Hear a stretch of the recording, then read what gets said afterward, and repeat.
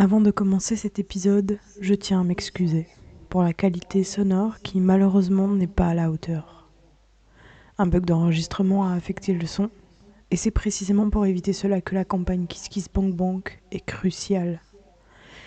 Vos contributions me permettront d'investir dans du matériel de qualité et de continuer à vous offrir des épisodes optimaux. Si ce podcast vous touche, c'est le moment idéal pour soutenir la campagne et participer à cette amélioration. Votre aide est précieuse, alors rejoignez-nous et faites une réelle différence. Merci. Bonjour à tous, je suis ravie de vous retrouver pour ce nouvel épisode du podcast Cœur de Lumière. C'est un podcast tout particulier, en tout cas c'est un épisode tout particulier puisque c'est un épisode bonus qui ne rentre pas dans la catégorie habituelle de cette saison 2 de Cœur de Lumière, puisque c'est un épisode que je fais dans le cadre d'une campagne qui se passe dans le monde. Le podcast a besoin de vous parce que je voudrais professionnaliser cette émission en investissant dans du matériel professionnel, notamment pour remplacer ce micro, même s'il est très joli à la caméra. Le problème, c'est qu'il n'a pas une qualité professionnelle et je sais que je perds certains auditeurs rien qu'à cause de ça. Cette campagne fait partie, est sur le site de KissKissBankBank, donc vous avez des contreparties très très intéressantes, notamment des créations en édition limitée. Donc vraiment, il faut profiter de ça. Vous avez aussi la possibilité de devenir le public du podcast lors de ces enregistrements et puis de pouvoir vivre plein d'expériences avec Cœur de Tissu et avec Cœur de Lumière. Voilà.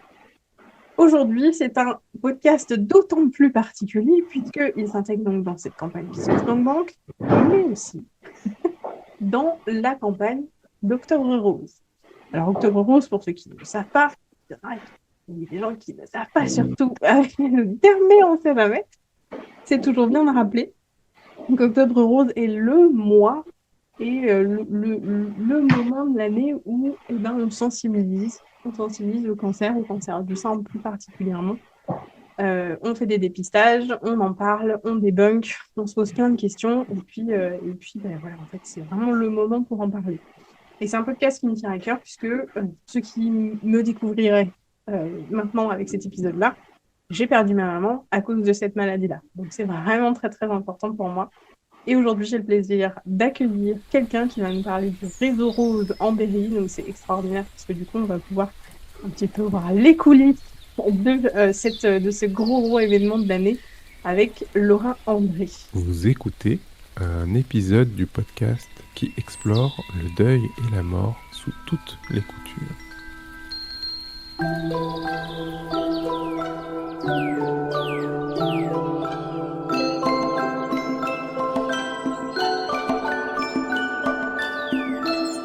N'arrête jamais de prendre soin de toi.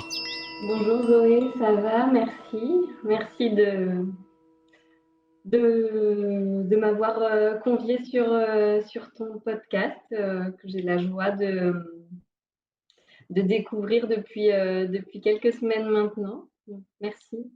Ah bah, trop bien. Je suis hyper contente qu'on se rencontre, non seulement qu'on se rencontre, et puis qu'on puisse échanger là-dessus parce que vraiment, ça me tient à cœur. Je trouve que on parle pas suffisamment du travail des associations, je trouve.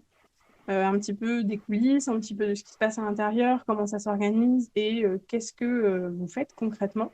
Donc, est-ce que tu peux commencer déjà par te présenter toi, voilà, dire un petit peu qui tu es, ce que tu as envie de partager ici, et puis quel est ton rôle au sein du réseau Rose.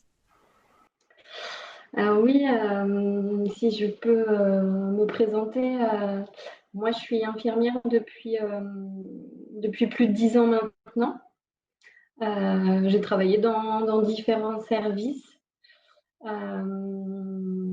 et à travers les stages que j'ai pu faire pendant mes études, le mémoire de fin d'études que j'ai créé et réalisé à la fin de ma formation, à travailler un peu à m'amener sur le chemin sur lequel je suis aujourd'hui, c'est-à-dire que je dirais que l'accompagnement des femmes en général et plus particulièrement dans le côté gynécologie, puis un peu plus tard cancer du sein, c'est venu assez tôt.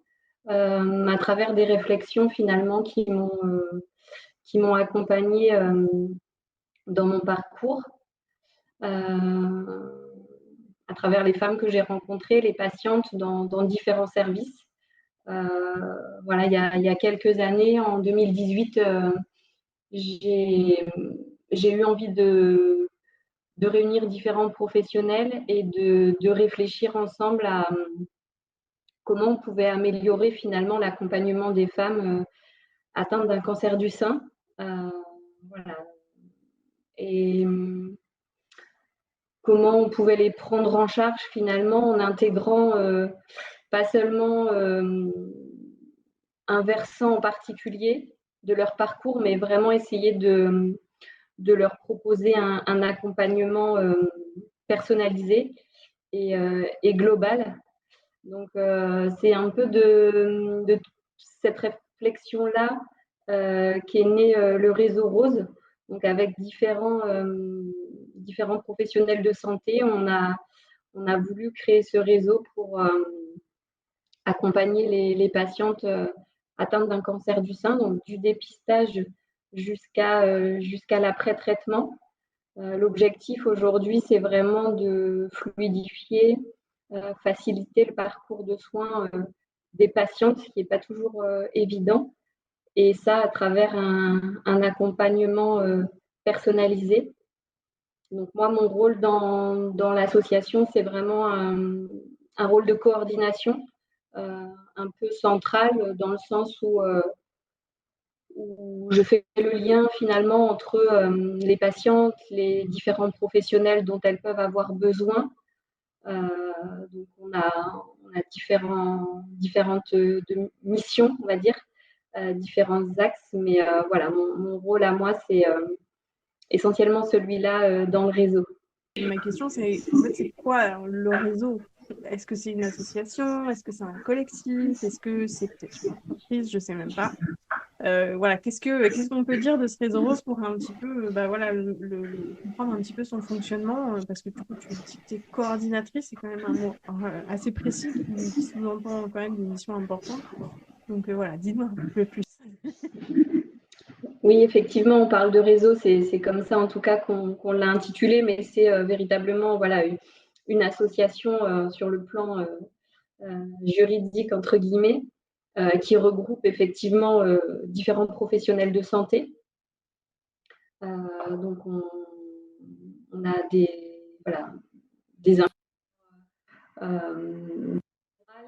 on a des chirurgiens, on a des oncologues, des oncoradiothérapeutes et beaucoup de professionnels paramédicaux essentiellement en ville et puis aussi en établissement de santé.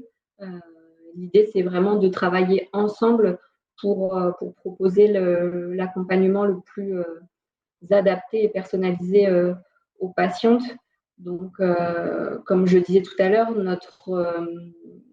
notre mission, vraiment, nos missions, elles vont être en termes de prévention et de sensibilisation, ça tout au long de l'année finalement. Là, on en entend beaucoup parler dans le cadre d'Octobre Rose. Effectivement, c'est important, mais ces deux axes-là de prévention et de sensibilisation, finalement, c'est toute l'année pour nous, à travers voilà, différentes manifestations. On a un lien direct avec l'hôpital privé Guillaume de Varry et le centre Saint-Jean. Voilà, on travaille véritablement ensemble pour proposer aux patientes vraiment un parcours de soins en scénologie. C'est vraiment ça que l'on veut mettre en avant, c'est-à-dire qu'une fois que le diagnostic est posé pour les patientes, l'idée c'est qu'elles sachent qu'elles peuvent bénéficier d'une prise en charge globale, on va dire sur site, c'est-à-dire que voilà, à travers l'association, les différents établissements, elles peuvent bénéficier de la chirurgie et des autres traitements complémentaires si elles en ont besoin, c'est-à-dire chimiothérapie, radiothérapie. Donc c'est important et c'était aussi notre idée à la base quand on a créé l'association, c'est de pouvoir permettre l'accès justement à ces soins et à ce parcours-là dans le département, entre guillemets, pour que les patients tout simplement qui habitent ici puissent avoir le choix de bénéficier de leur traitement ici si elles en ont envie. On parle de la région centre, donc principalement sur Bourges, je suppose, et puis très certainement aussi un petit peu écarté dans tout le département. Je pense que vous avez un rayonnement qui est quand même assez important sur le département, et ça c'est quand même très très important. Et donc tout ça,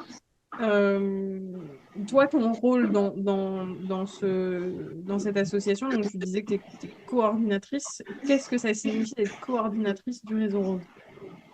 Oui, je rebondirai juste avant pour dire et pour donner une visibilité aux gens qui pourraient nous écouter, c'est que depuis maintenant quelques années, il y a une fédération française des instituts du sein qui s'est créée, dont on fait partie et qui regroupe maintenant plus d'une vingtaine en fait d'établissements de santé, d'associations qui justement œuvrent à développer cet accompagnement-là pour les patientes.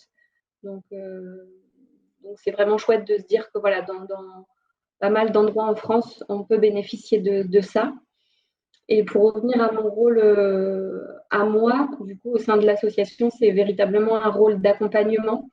C'est-à-dire que si on retrace un petit peu, si on prend un parcours plus ou moins type d'une patiente, même si chaque parcours est différent, mon premier lien avec les patientes, ça va être une fois effectivement que le diagnostic est posé, qu'elles ont vu le médecin.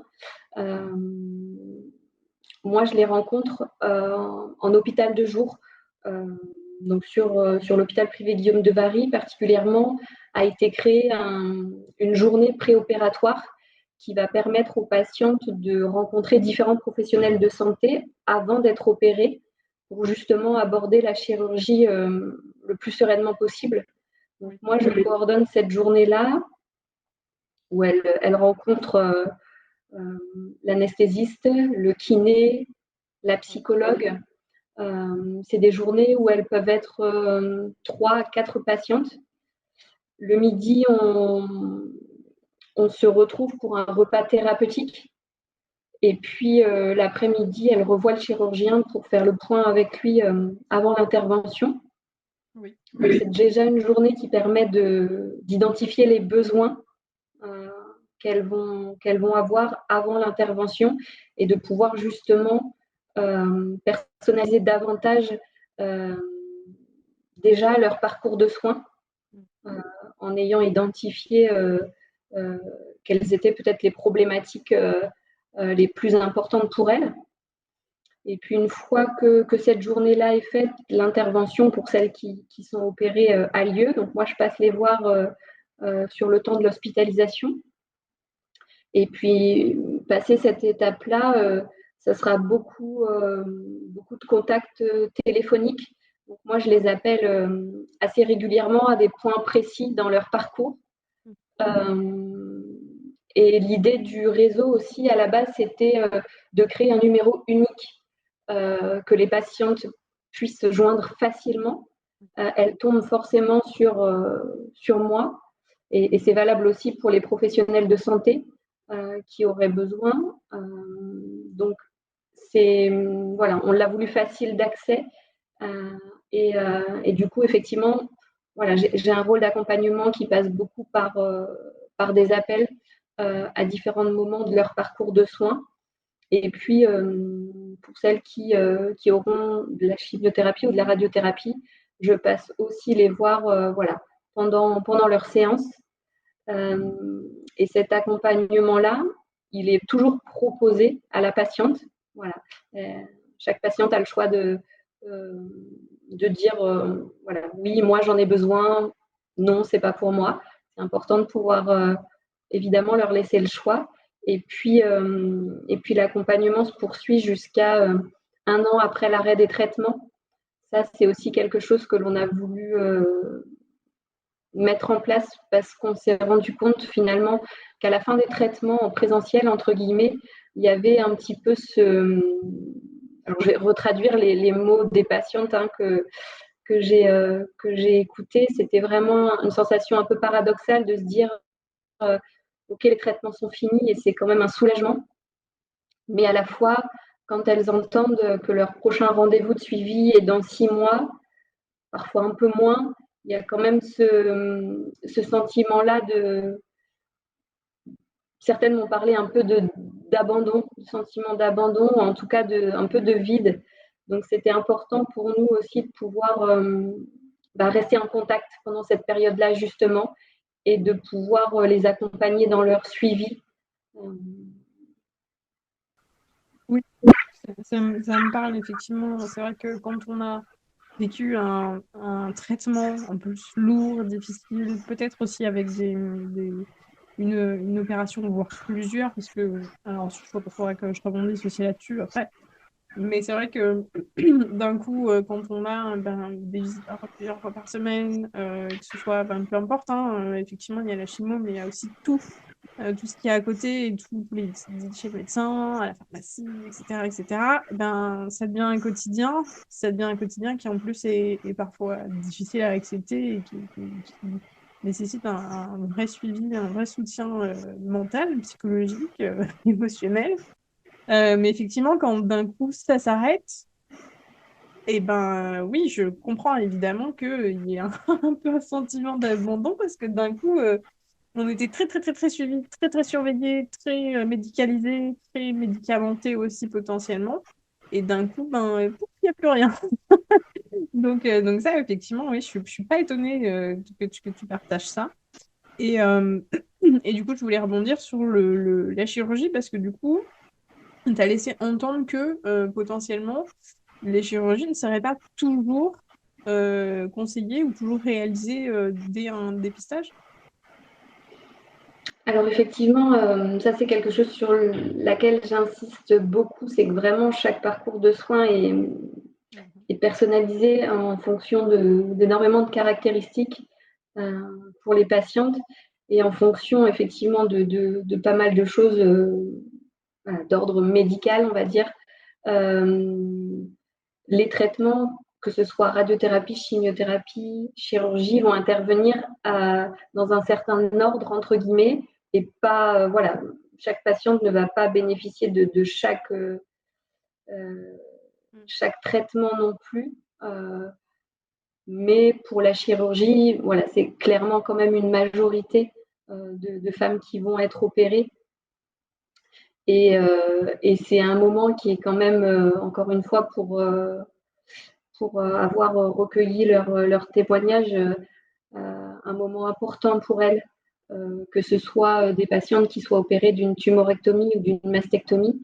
Alors pour faire le distinguo, voilà, c'est soit une chirurgie partielle, soit totale. Le vécu n'est pas le même non plus. Et c'est vraiment des étapes qui sont importantes et où l'accompagnement est véritablement nécessaire. Et moi, c'est ce qui m'avait marqué pendant mes études et c'est ce qui m'a amené à écrire mon mémoire de fin d'études là-dessus, c'est que voilà, l'accompagnement pour une patiente à qui on a opéré d'une mastectomie, il est indispensable. Et voilà, quand on parle de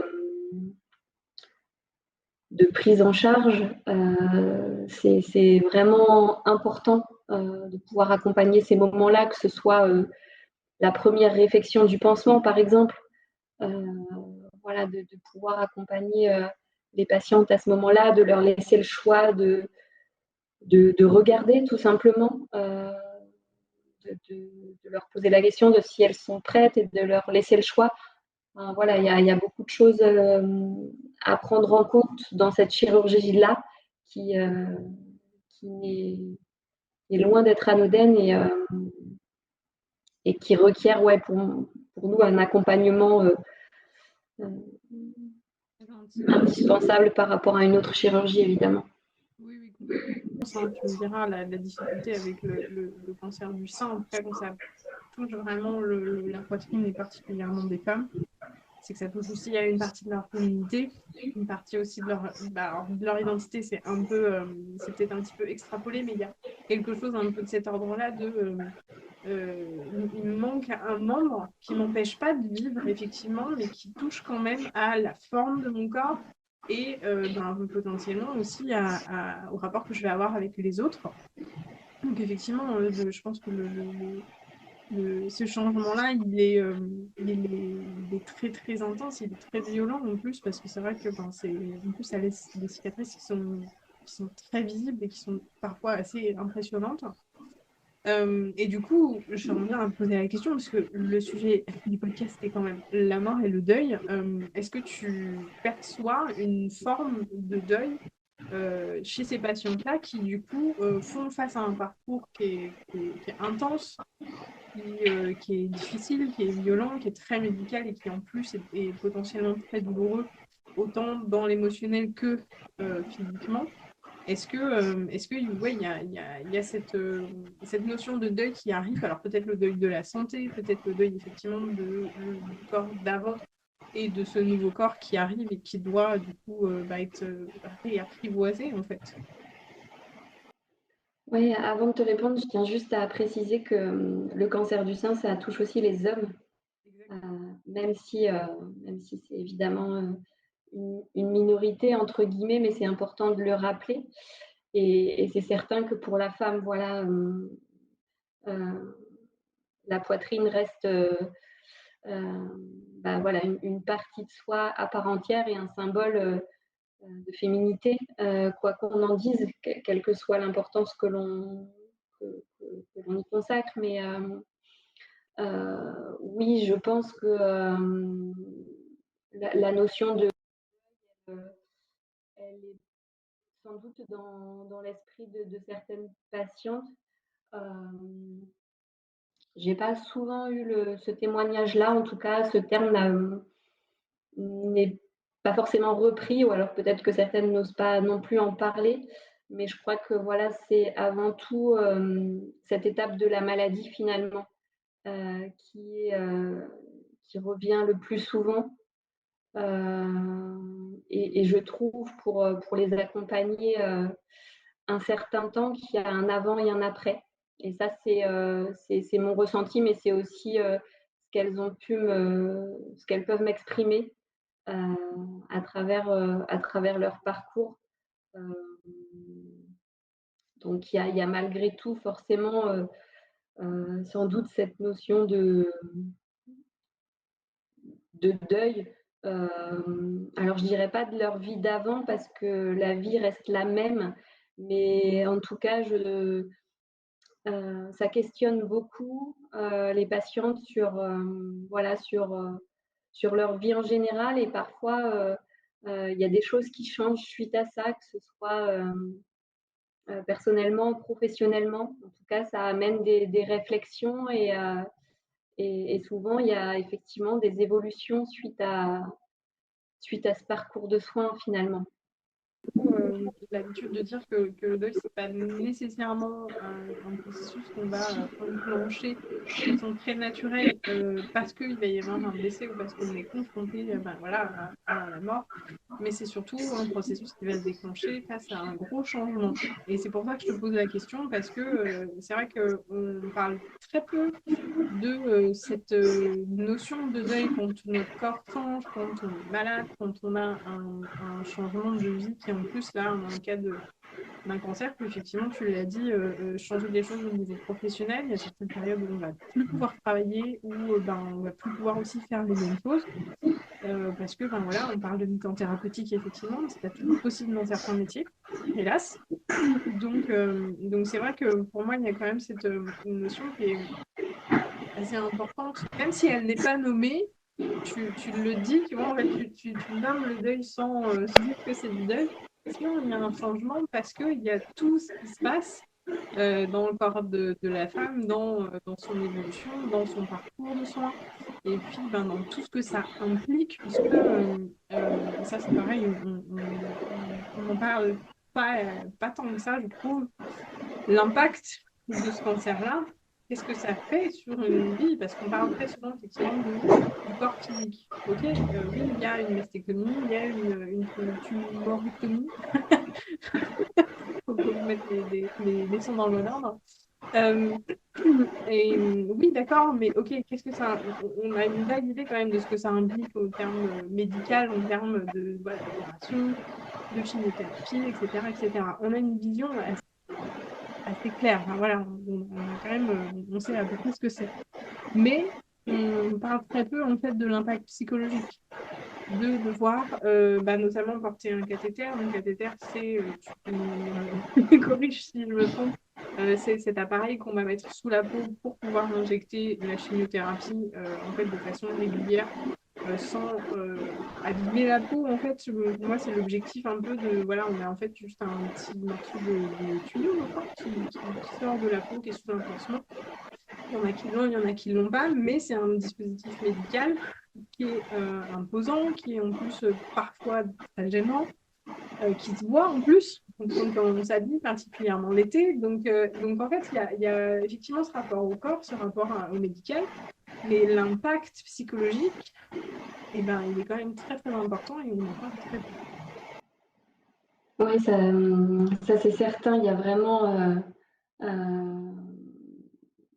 encore une fois, ce besoin d'accompagnement qui est global finalement, qui va être effectivement assez, alors une partie, on va dire, centrée sur le corps physique, voilà, liée aux différents traitements, mais effectivement toute une prise en charge psychologique qui va clairement nécessiter une prise en charge pluridisciplinaire parce que voilà, ça va toucher en premier lieu la patiente, mais tout son entourage finalement, que ce soit les enfants, quand il y en a qui sont présents, conjoints, conjointes, et puis la famille autour. Et là-dedans, on va retrouver finalement le regard de l'autre en général, justement par rapport à ce dispositif, comme tu le disais, de la chambre implantable, le petit boîtier. Et puis, pour celles qui auront un traitement comme la chimiothérapie, c'est effectivement la gestion de la perte des cheveux, particulièrement.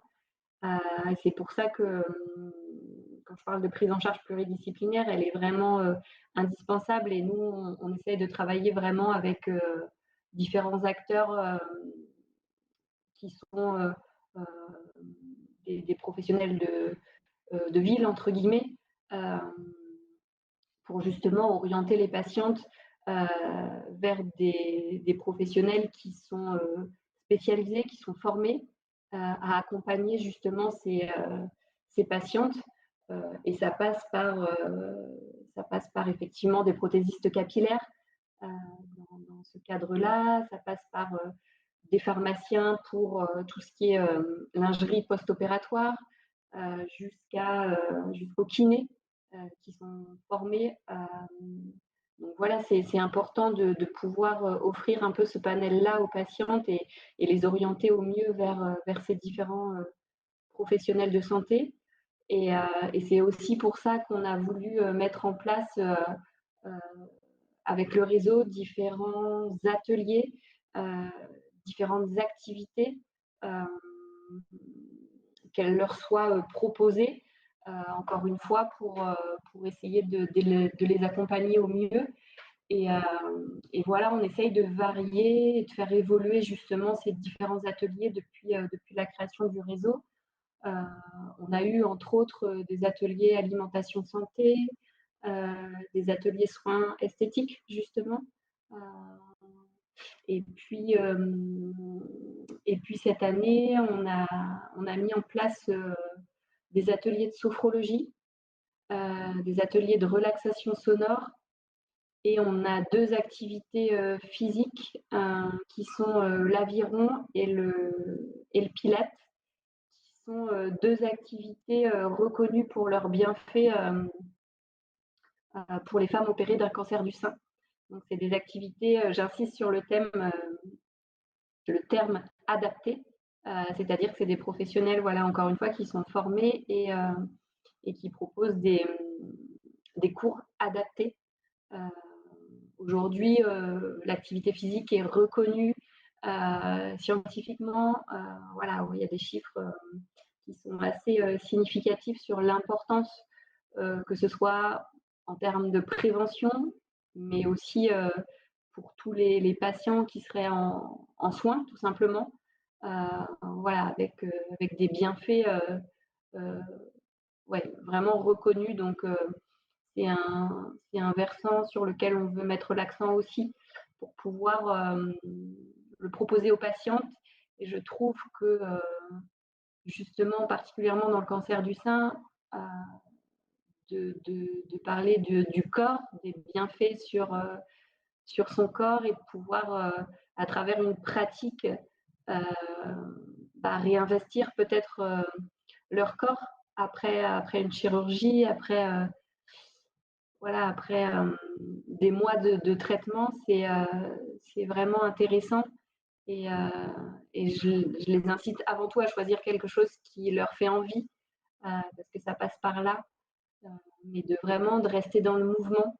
Et voilà, on parle d'activité physique là spécifique, mais moi quand je vais voir des patientes en chimiothérapie, on essaie toujours d'aborder aussi ça. Et parfois, c'est difficile pour les patientes parce que les traitements sont lourds. Il y a beaucoup d'effets secondaires. Mais si on commence, même ne serait-ce que par de la marche, voilà, quelques minutes pour commencer, les bienfaits, ils sont déjà là. Et, et quelque chose sur lequel je veux insister aussi, c'est que j'ai beaucoup de patientes qui sont frustrées de reprendre une activité physique après des mois sans rien, en se disant je vais reprendre ce que je faisais avant et au même rythme. Et c'est ça qui est un peu dangereux, entre guillemets, c'est de ne pas vouloir intégrer cette notion de progressivité.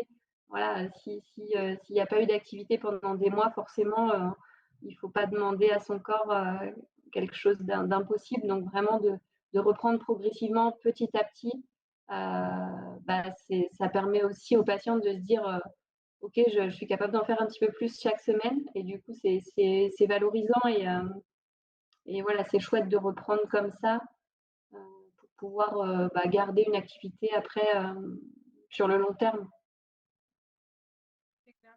On a un peu cet imaginaire que la phase de cancer et la phase de traitement, c'est un peu une parenthèse dans la vie.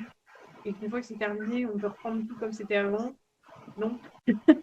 Donc, effectivement, ce n'est rarement possible. Je pense que certaines y arrivent, mais non sans difficulté. Et enfin, certains aussi, puisque c'est vrai que tu l'as très bien évoqué tout à l'heure, le cancer, particulièrement du sein, il ne concerne pas seulement les femmes.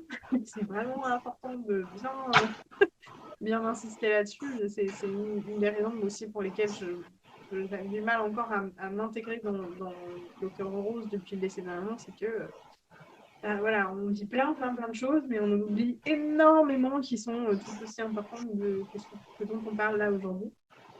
Et effectivement, l'après et même le pendant, hein, tu le dis, pendant qu'on fait de la chimio, il y a plein de choses à mettre en place effectivement pour faciliter à la fois la façon dont on va vivre ce traitement, dont on va en fait guérir aussi, en fait cicatriser et puis améliorer en fait notre santé au quotidien. Mais c'est vrai que souvent on a tendance à en demander trop à notre corps. Donc, je pense que voilà, tu me contrediras si j'ai tort, mais je pense que tu le vois aussi auprès de tes patients qui ont cette envie de reprendre le plus vite possible le cours de leur vie, comme c'était avant, comme si voilà, tout oublié. Sauf que généralement, ça les rattrape parce que justement, ce corps, on lui a trop demandé, on lui a beaucoup fait subir. Parce qu'il y a les traitements, oui, d'accord, mais il y a cette envie, cette besoin, et qui est très importante à écouter et à prendre en compte, bien sûr, cette pulsion de vie, je dirais presque. voilà, ça y est, les traitements sont finis. J'ai envie d'aller en voyage, de partir, de reprendre des activités, etc., etc. Et puis, il y a des fois, effectivement, c'est beaucoup plus dur que ce qu'on imaginait parce qu'on a encore du mal, je pense, à prendre conscience de ce qu'on a vécu, en fait. Je pense c'est pour ça aussi que l'accompagnement global, il est important parce que comment dire, ouais, on a ce truc c'est bon, c'est fini, je peux passer à autre chose. Oui, mais voilà, passe à autre chose, mais tranquillement, prends le temps aussi de prendre conscience en fait, de tout ce qui s'est passé dans ton corps, de ce que toi tu as vécu, de ce qui s'est passé aussi dans ton mental, dans ton esprit, pour pouvoir à la fois en tirer des leçons, mais aussi le prendre en compte et être le plus indulgent possible avec soi-même, parce que je pense que c'est une difficulté que les patients peuvent rencontrer. Oui, comme tu dis, c'est pour ça que l'accompagnement, justement, dans l'année qui suit, la fin des traitements, il est important justement pour, entre guillemets, je dirais leur tenir la main encore quelques mois et justement pour pouvoir parler de ces choses-là, de l'activité physique, voilà, qu'est-ce qu'elles ont mis en place, comment elles se sentent. Et puis, il y a un point aussi clé qui est le retour au travail et voilà, qui est une grande source de questionnement et de réflexion et parfois d'inquiétude en fonction du travail qu'elles font. C'est aussi de pouvoir les accompagner à ce niveau-là parce que c'est une grande marche après parfois des mois de traitement de retourner là pour le coup dans la vie active. Et c'est parfois un gros changement et une étape qui est pas des moindres. Et c'est important de les accompagner là-dedans aussi. C'est ça. Et c'est vrai que du coup, cette étape-là, elle est d'autant plus importante parce que du coup, ça me permet de te poser la question, en tout cas de mettre le sujet sur la table, cette notion aussi du rapport à l'autre, qui je pense quand on a un cancer, alors je l'ai vu et je l'ai vécu à travers ma maman, qui a subi un peu un énorme changement en fait, non seulement évidemment, donc effectivement on en a parlé du parcours de soins, du corps, etc., mais aussi un énorme changement au niveau de son entourage social. C'est-à-dire que, ok, elle a un cancer, elle a dû annoncer à ses collègues, à son employeur, etc., qu'elle était malade, à ses amis, évidemment à sa famille, et il y a énormément de personnes qui ont coupé les ponts du jour au lendemain, ont vraiment changé d'attitude en fait par rapport à elle, que ce soit les collègues, que ce soit l'employeur, que ce soit les amis, etc. Et ça, je pense que c'est un vrai. Pour moi, c'est une vraie question de ce rapport à la personne malade. Quand on est en famille, quand c'est une personne proche, bon, on a un peu cette notion d'obligation parce que c'est maman, parce que c'est papa, parce que c'est tonton, tata, etc.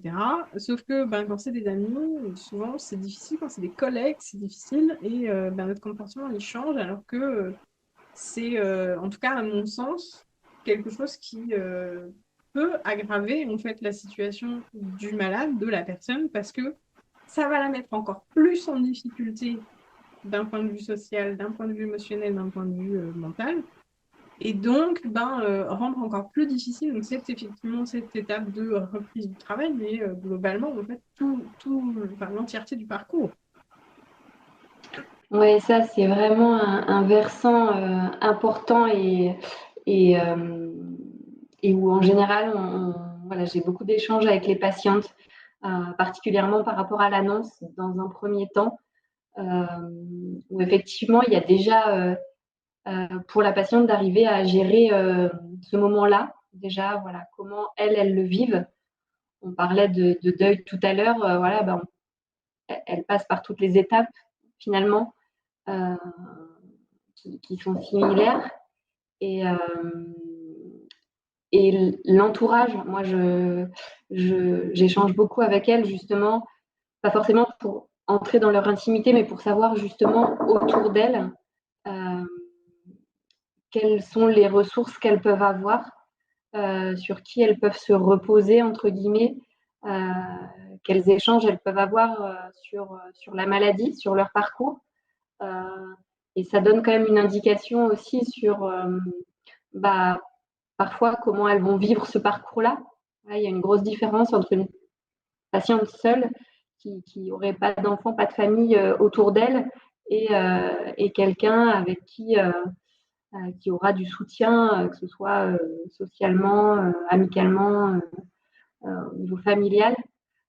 Donc l'accompagnement, il n'est pas le même là non plus. Et c'est aussi la gestion du poids des mots des autres, effectivement.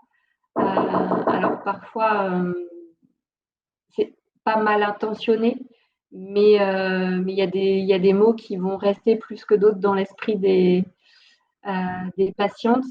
Et j'ai récemment découvert un petit guide qui s'appelle Petit guide pour consoler une personne malade. Justement, on est vraiment dans le thème.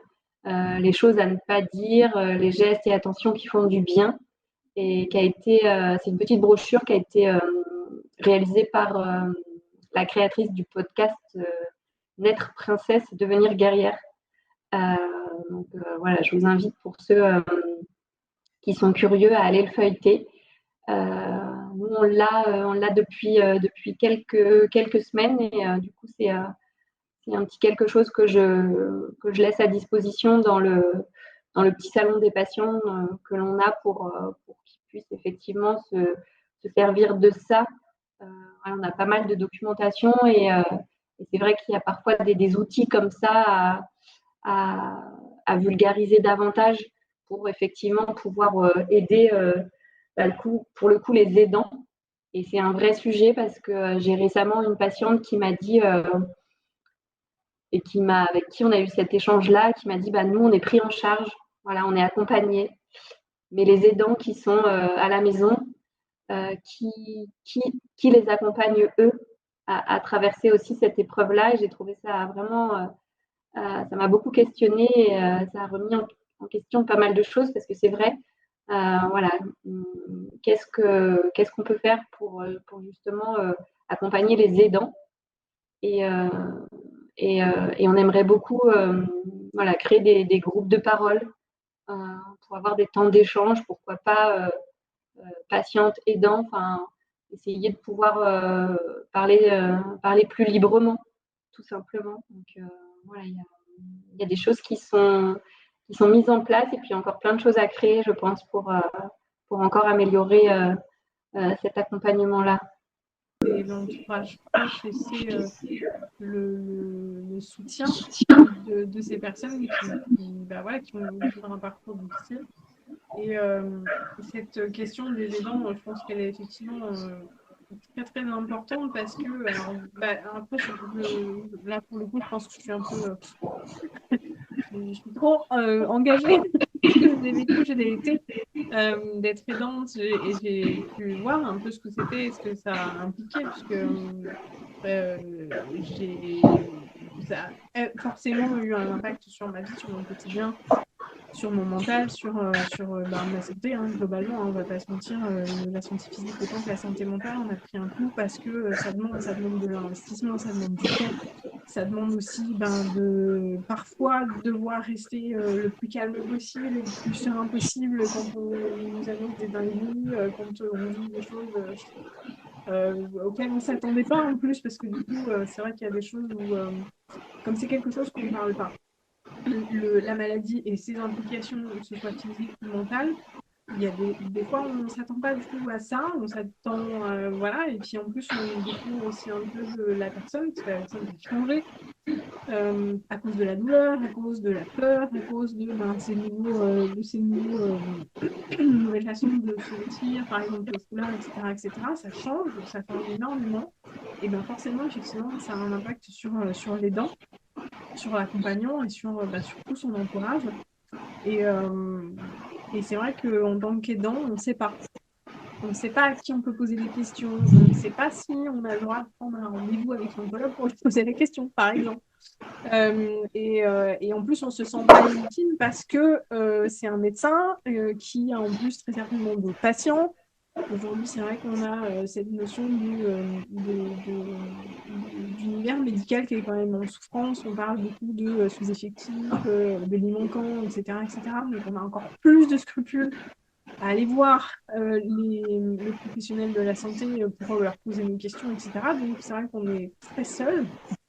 Et il y a de plus en plus, malgré tout, quand même, d'associations d'aidants, là, pour le coup, qui sont vraiment spécifiques et conçues pour ces personnes-là, qui vont effectivement mettre en place ben, voilà, des sessions effectivement, de sophrologie, de relaxation, de massage, de naturopathie, etc., etc. Donc, il y en a quand même, il y en a encore assez peu, et c'est effectivement aussi quelque chose dont on ne parle pas suffisamment. En tout cas, c'est un gros sujet à creuser. Je pense qu'on pourrait en parler des heures. Et moi, j'ai une dernière question qui me semble vraiment très, très importante. Je sais qu'on n'a pas envie d'en parler, particulièrement quand on est malade. Et je pense pourtant que c'est important, et je pense que tu as dû très certainement avoir la situation de l'annonce qu'il n'y a plus rien à faire, ou la peur des patients que ils ne puissent pas y aller. C'est quelque chose qui me semble très sensible. Voilà, évidemment. La question, je pense, de la finitude de l'être, elle se pose forcément quand on développe un cancer, quel qu'il soit d'ailleurs, ou même une maladie, quelle qu'elle soit, qui sous-entend un traitement lourd et qui a une potentialité de mortalité, en fait. Je pense qu'à un moment donné, la question se pose. Mais comment, peut-être avec le réseau Rose, peut-être que tu peux répondre avec l'association, comment est-ce que vous arrivez à peut-être aborder le sujet, ou comment peut-être rassurer ou accompagner par rapport à cette question-là? Alors, oui, je dirais que aujourd'hui, c'est en tout cas de la part des patientes, c'est pas forcément abordé dans le sens où je dirais que les traitements pour le cancer du sein aujourd'hui sont assez connus, et c'est peut-être pas la peur euh, qui vient en premier. En tout cas, c'est pas forcément ce qu'elles expriment. Mais en tout cas, le rôle et la mission du réseau est la même, c'est voilà, de les accompagner, peu importe où elles en sont dans leur parcours. Et évidemment, on a accompagné des patientes en fin de vie. Mais encore une fois, je dirais que l'objectif, c'est de pouvoir leur offrir le meilleur accompagnement possible, et encore une fois, aussi à l'entourage qui est présent à ce moment-là. Donc, c'est pouvoir leur faire bénéficier voilà, des différents soins de support qu'on peut retrouver dans les établissements de santé, comme dans les différentes associations. Voilà, dans le département, il y a d'autres associations qui œuvrent aussi à proposer pas mal de choses pour les patients, que ce soit cancer du sein ou autre. Donc, on essaye vraiment de travailler ensemble pour essayer d'accompagner au mieux ces patientes-là jusqu'au bout de leur parcours, finalement. Qui reste présente. Hein, c'est pas, l'expression était de Damoclès qui est au-dessus de la tête, qui est présente. J'ai parfois ce sentiment-là, mais je pense que c'est beaucoup lié à ce que moi j'ai pu vivre et comment ça s'est terminé. Mais c'est vrai que à la fois, je trouve que c'est important d'en parler, particulièrement dans cette situation-là, de dire de même, juste de se poser la question, est-ce que c'est possible que je guérisse pas, peut-être? Est-ce que voilà, et puis à ce moment-là, de se poser la question, et même d'ouvrir la discussion avec ses proches, si je ne guéris pas, qu'est-ce qu'on fait? Qu'est-ce qui va se passer? De pouvoir en fait anticiper ce moment-là pour pouvoir, encore une fois, en fait, le vivre le plus sereinement possible. Je ne sais pas ce que tu en penses, mais on en a discuté au début du podcast, de dire, OK, là, vous êtes en phase de dépistage, voilà comment ça va se passer, voilà le protocole, voilà comment est-ce on peut vous préparer. Donc, faire effectivement des journées pré-opératoires, etc., etc., ça c'est extraordinaire. Mais je pense qu'il y a aussi un travail à faire quand cette question-là arrive. Alors, peut-être que c'est des patients qui vont guérir, hein, mais je pense que quand on est patient, il y a forcément un moment donné où on se pose la question, hélas, où on a peut-être cette peur qui va arriver. Et je pense que c'est quelque chose qui, comme c'est tabou, comme la mort et le deuil sont tabous, je pense que c'est intéressant de pouvoir se dire qu'est-ce qu'on peut mettre en place pour que ça le soit moins, ou au moins qu'il y ait un espace pour pouvoir en parler avec quelqu'un qui saura répondre à certaines questions, enfin voilà, voilà, je sais pas ce que tu en penses, mais...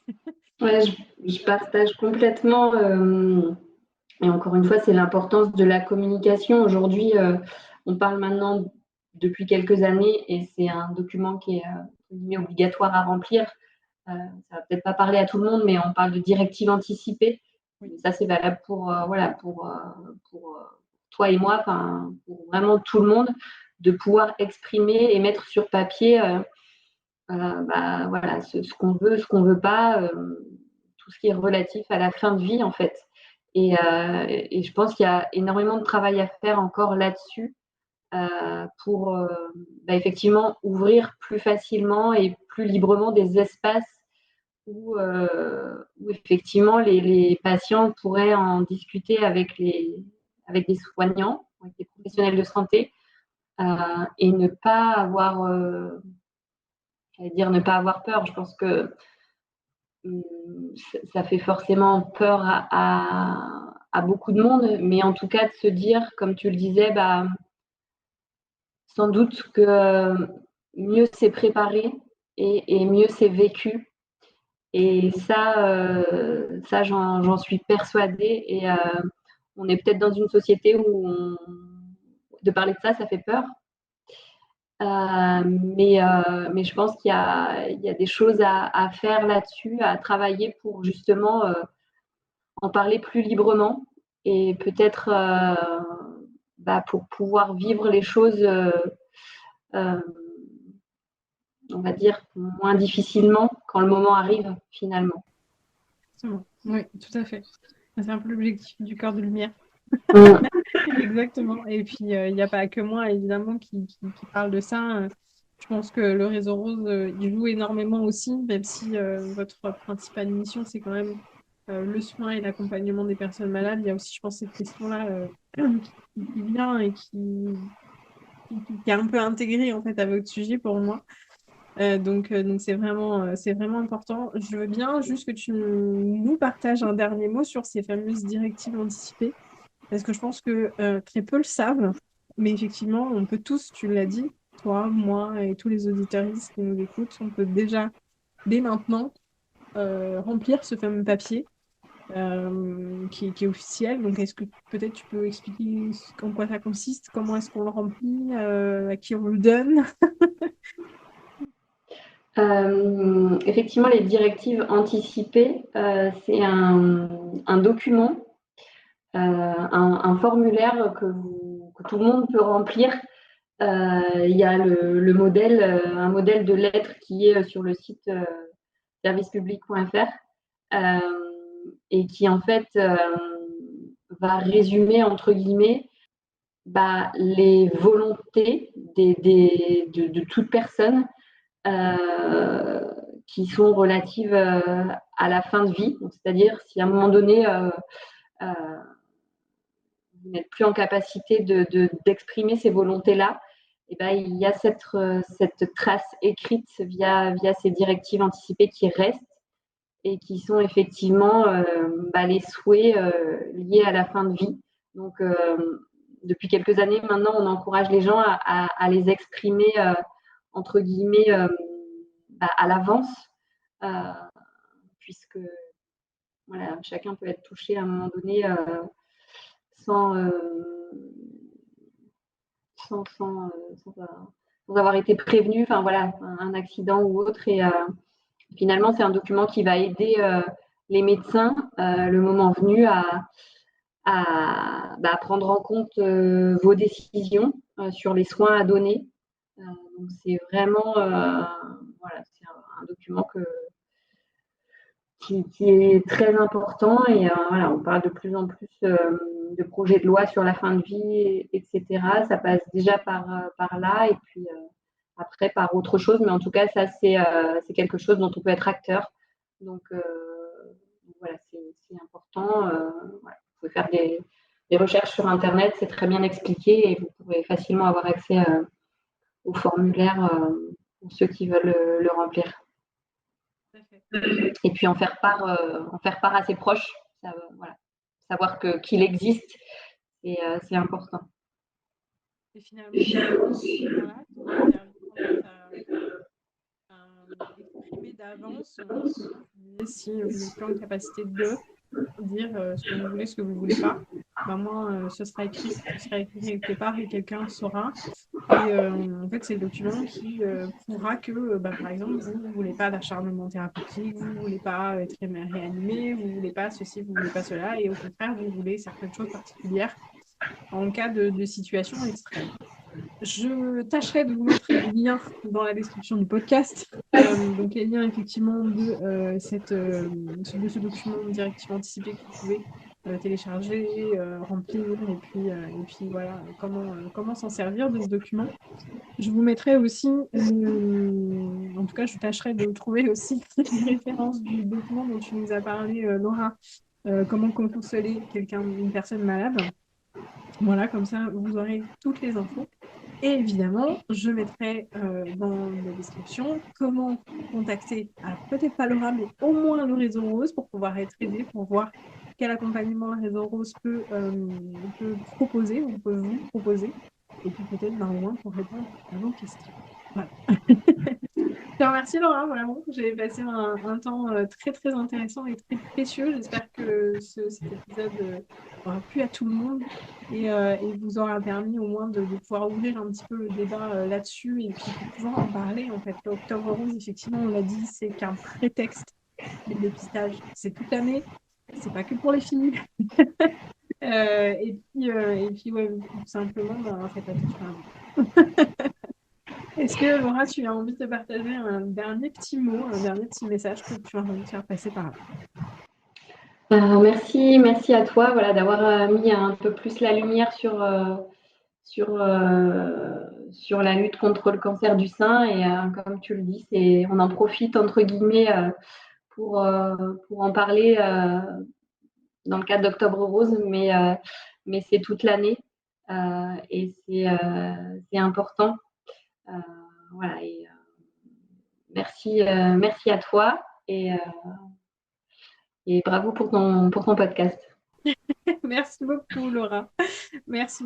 Un dernier petit mot pour vous, auditeurs. Si vous avez la possibilité en ce moment et jusqu'à fin octobre de soutenir le Réseau Rose, puisque grâce à l'OCAV, on a mis en place un événement. Si vous vous baladez dans le centre-ville de Bourges, il n'est pas impossible que vous voyez dans certaines vitrines des œuvres d'artistes locaux, d'artistes ou des créateurs, parce que je participe aussi. Et ces vitrines-là sont des commerçants qui, du coup, ont joué le jeu. Et chez eux, vous avez du coup des petites boîtes dans lesquelles vous pouvez participer à la tombola pour tenter de remporter une de ces œuvres, tout en soutenant le Réseau Rose, puisque l'intégralité des fonds récoltés ira à cette association. Voilà. Donc vraiment, allez-y. Je ne peux que vous inviter à venir au centre-ville de Bourges.